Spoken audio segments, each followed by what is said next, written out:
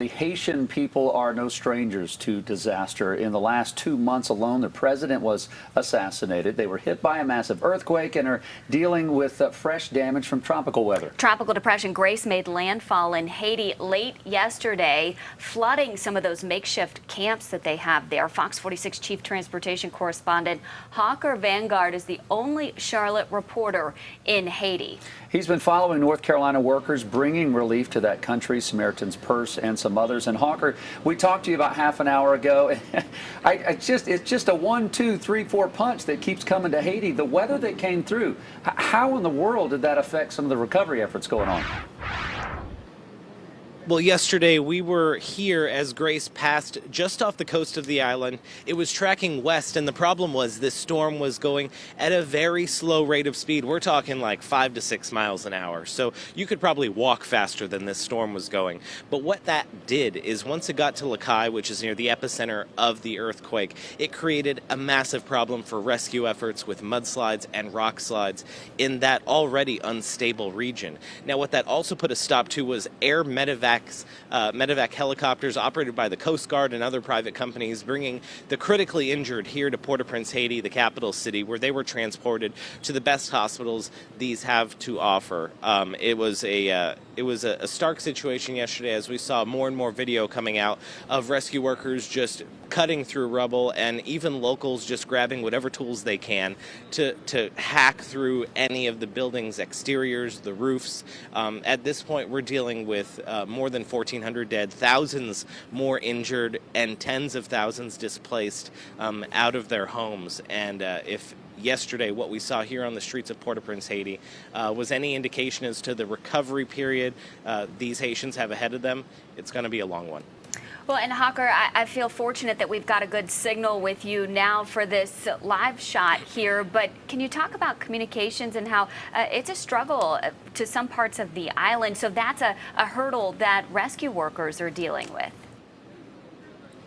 Yeah, communication is a huge issue here. If you're not in the capital city or even in certain parts of the capital city, if you're on your phone, it's bouncing between 3 to 4 networks. Wi-Fi is very hard to come by. To get our live shot to you, we have to hardwire into the internet. So it's a very precarious situation here. That's the best way we can describe it. And once you get outside of the bounds of the city, even on the drive to the airport here, you're looking at no cell service. So once you leave the airport and all those supplies, people and medevac helicopters, they get to the other side, there's no internet, there's no electricity, there's no running water, there's nothing for those folks. So it's all a matter of word-of-mouth communication, and whatever can get back by form of video here to the capital city is what people are dealing with.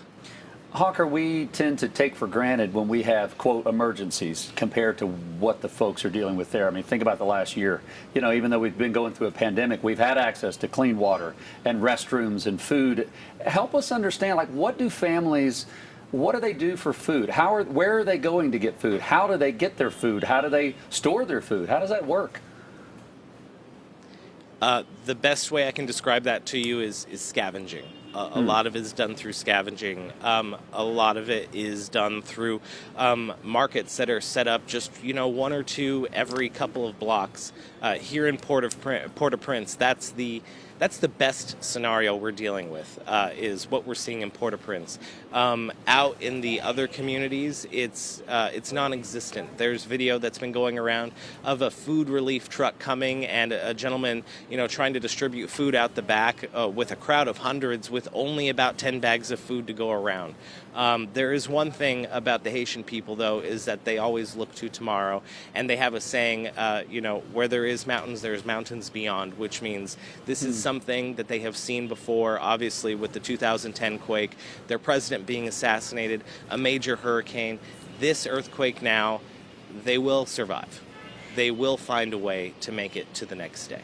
Certainly resilient during tough times. Hawker, before we let you go, what are the plans like today for Samaritan's Purse volunteers who are down on the ground there?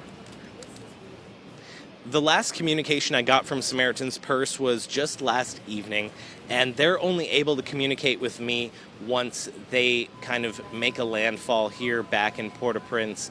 And that was an issue yesterday because of Tropical Depression Grace.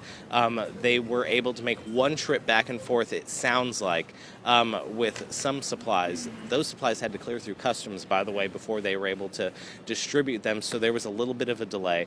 They explained that today, it's all about getting clean drinking water, distributing tarps and any type of supplies that could go towards getting shelter over somebody's head. And like I said, that's just a tarp in some cases.